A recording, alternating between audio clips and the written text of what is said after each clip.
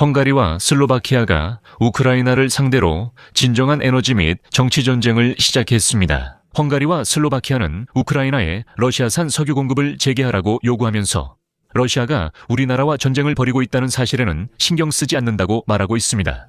오늘 헝가리 외무장관 페테르 시아르토는 빅토르 오르반 내각의 입장에 따르면 우크라이나는 유럽에서 아무도 지키지 않고 있으며 러시아는 유럽인들에게 위협조차 하지 않았다고 직접 밝혔습니다. 그래서 키이우에 대한 지원을 그냥 중단해야 한다는 것입니다. 즉, 그들 스스로 모스크바와 문제를 해결하라는 식입니다. 하지만 오늘 헝가리와 슬로바키아 모두 한 걸음 더 나아가 우크라이나에 대한 디젤 연료 공급을 중단했습니다. 시아르토는 우크라이나가 드루즈바 송유관을 통해 러시아산 석유 공급을 재개할 때만 이 공급이 재개될 것이라고 밝혔습니다.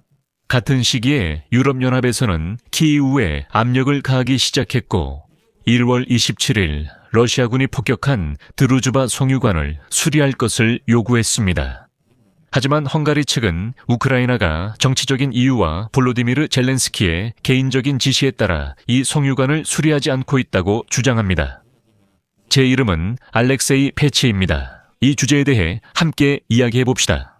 하지만 본 방송을 시작하기 전에 채널 구독과 좋아요, 그리고 어떤 댓글이든 남겨주시길 부탁드립니다. 저희의 작업이 중요하고 필요하다고 생각하신다면 이 영상 설명에 있는 링크와 계좌 정보를 통해 후원이나 유료 구독으로 유튜브 채널을 재정적으로 지원해 주실 수 있습니다. 여러분의 어떤 지원도 감사드립니다. 자, 빅토르 오르반은 러시아산 석유 공급으로 자신이 얼마나 많은 억 유로를 벌고 있는지 조사 결과가 나온 후 우크라이나에 대해 더 큰 전쟁을 벌이기로 결정했습니다. 오늘 헝가리는 우크라이나로의 디젤 연료 공급을 중단했으며 우크라이나가 드루즈바 송유관을 통해 러시아산 석유 공급을 재개할 때만 다시 공급을 시작할 것이라고 헝가리 외무장관 페테르 시아르토가 밝혔습니다.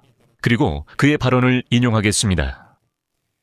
헝가리를 통해 그리고 헝가리에서 우크라이나로 들어오는 가스, 전기, 디젤 연료의 상당 부분이 수입되고 있습니다. 따라서 헝가리는 우크라이나에 가스와 전기, 디젤 연료를 공급하는 데 있어 매우 중요한 역할을 하고 있습니다. 우크라이나로의 디젤 연료 공급이 중단되었으며 우크라이나인들이 드루즈바 송유관을 통해 헝가리로 석유 공급을 재개하지 않는 한 이 공급은 재개되지 않을 것임을 알려드립니다. 헝가리인들에게 우크라이나의 협박에 맞서 싸우고 헝가리가 전쟁에 끌려 들어가는 것과 우크라이나에 대한 자금 지원, 그리고 헝가리의 높은 에너지 가격에 함께 반대하자고 촉구합니다. 우리 모두 함께 아니오라고 말합시다. 우리는 현장에서 합의되고 수집된 정보를 바탕으로 드루즈바 송유관을 통한 헝가리로의 석유 공급 체계를 위한 모든 기술적, 물리적, 그리고 기술적인 조건이 갖추어졌음을 확인했습니다. 우크라이나가 헝가리 방향으로의 석유 수송을 재개하지 않는 것은 정치적인 결정이며 이는 우크라이나 대통령이 직접 내린 정치적 결정입니다.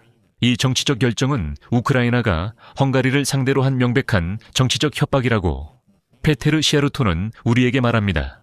그 본질은 무엇일까요? 그러니까 헝가리 장관의 주장에 따르면 우크라이나는 헝가리가 전쟁을 지지하도록 헝가리 국민의 돈을 어떤 방식으로든 우크라이나로 보내도록 그리고 우크라이나의 유럽연합 가입을 허락하도록 강요하고 싶어 한다고 합니다. 또한 시아르토는 우크라이나가 헝가리에게 값싼 러시아 에너지원과 공공요금 인하를 포기하도록 강요하고 있다고 불평했습니다.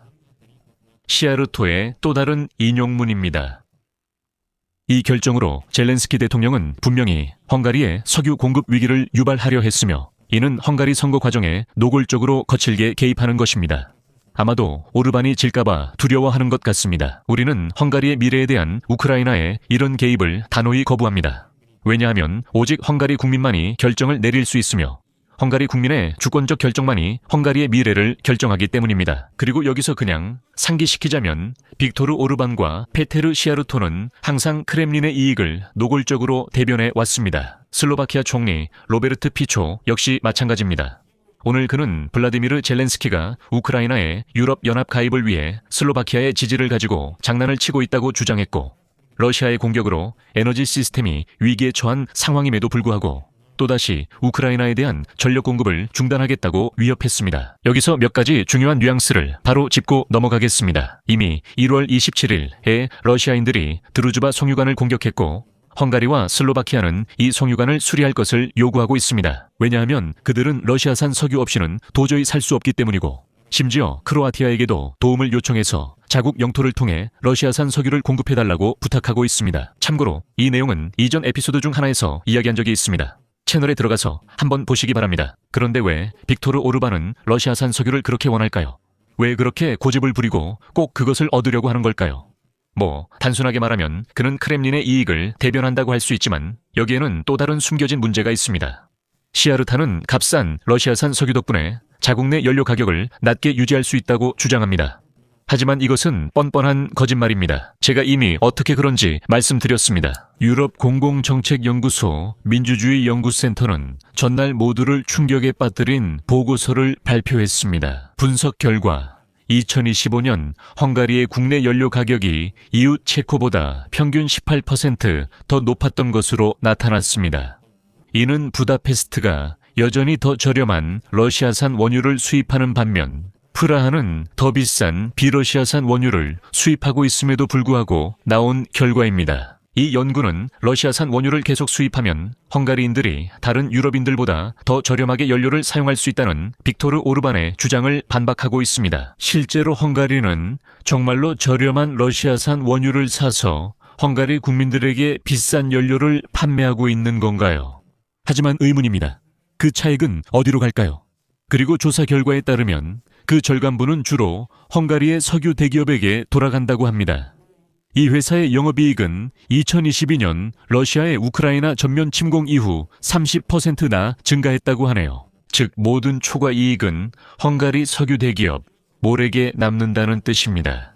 하지만 소비자들은 저렴한 러시아산 석유의 이점을 전혀 체감하지 못했고 이로써 모든 진실이 드러났습니다. 민주주의 연구센터 보고서에서 인용문을 하나 소개하겠습니다.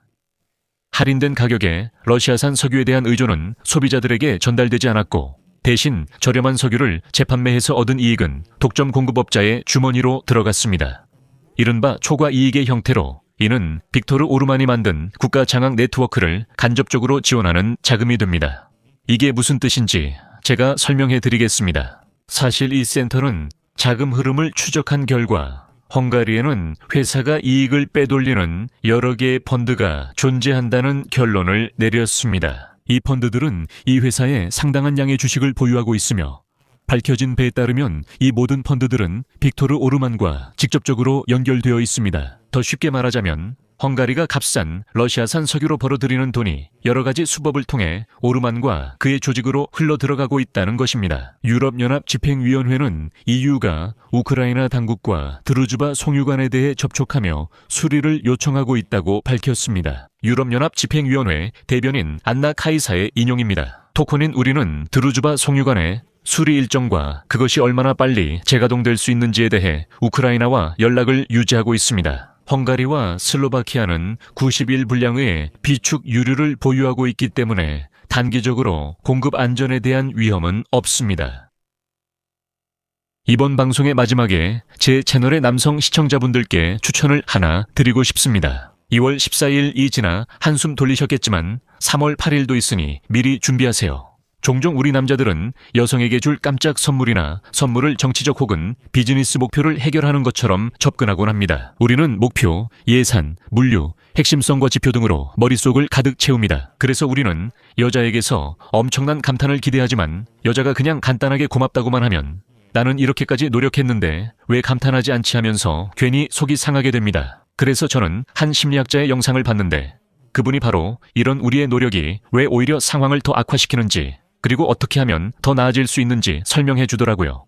그러니까 3월 8일에 또다시 헛수고하고 싶지 않으시다면 꼭 이 분석 영상을 보시길 바랍니다. 저처럼 투자한 노력이 단순한 예의상의 고개 끄덕임이 아니라 진짜 반응으로 돌아오는 게 중요한 사람에게는 이 분석 영상을 보는 게 정말 큰 도움이 됐어요. 영상 링크는 전통적으로 이 영상 설명란과 고정 댓글에 남겨둘게요. 10분만 투자해서 꼭 한번 보시길 추천드립니다. 말 그대로 이걸로 문제가 해결됩니다. 그리고 참고로 여성 시청자분들에게도 흥미로울 거예요. 여기서 말을 줄이겠습니다. 여러분의 의견과 생각을 이 영상 댓글에 남겨주세요. 채널 구독도 해주시고 제 텔레그램 채널 BGN 뉴스도 구독해주세요. 링크는 설명란에 있습니다. 좋아요와 알림 설정도 부탁드리고 이 채널을 응원하고 싶으시다면 모든 관련 링크가 이 영상 설명란에 있습니다. 오늘은 여기까지입니다. 건강 조심하세요. 안녕히 계세요.